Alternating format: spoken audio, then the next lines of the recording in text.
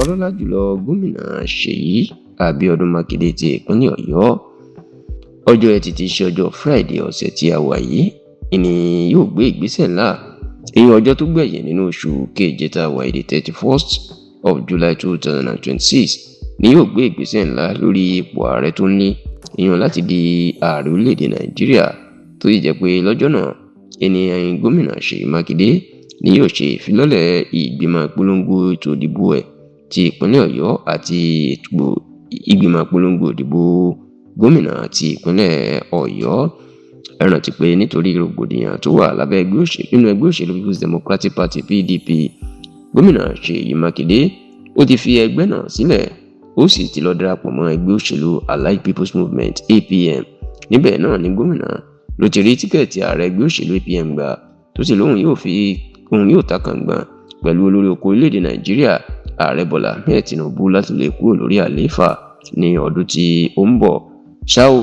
ọjọ́ Ẹtì tí í ṣe Friday ọ̀sẹ̀ yìí ni gómìnà Ṣèyí Mákindé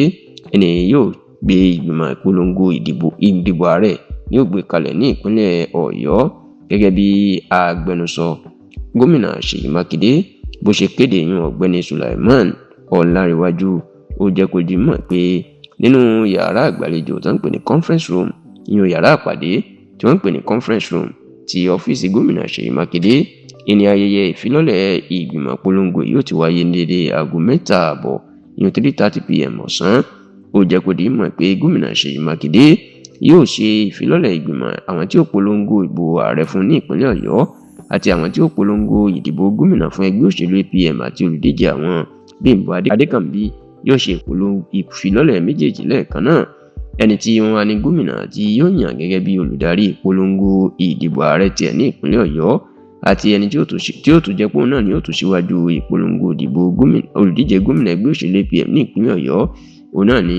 ẹni tó jẹ́ ọ̀gá àgbà àjọ tó ń rí sí ètò ẹ̀kọ́ ní ìpínlẹ̀ Ọ̀yọ́ lọ́wọ́ báyìí, the Executive Secretary of the State Universal Basic Education Board tí wọ́n ń pè ní SUBEB, Alhaji Nurini Adeniran, òní yóò darí ìpolongo ìdìbò náà. Àwọn míì tí Mákindé tó yàn tí wọn yóò ṣe ìfilọ́lẹ̀ òní Saheed Arúṣayé tó ń jẹ́ alága ìjọba ìbílẹ̀ Ọ̀yọ́ East tẹ́lẹ̀, tí ó jẹ́ pé òní yóò jẹ́ igbákejì Nurudeen Adeniran láti polongo ìdìbò fún gómìnà Ṣèyí Mákindé. Àwọn ọmọ ẹgbẹ́ mìíràn tún ní Honorable Demola Ojo tó jẹ́ kọmíṣánná ọ̀rọ̀ oyè jíjẹ àti ìjọba ìbílẹ̀ tẹ́lẹ̀ ní ìpínlẹ̀ Ọ̀yọ́, ọ̀mọ̀wé Fẹ́mi Òjó, Alhaji Síjú Lawal.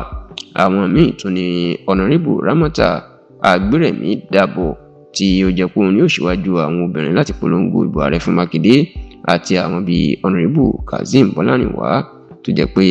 òun ni yóò jẹ́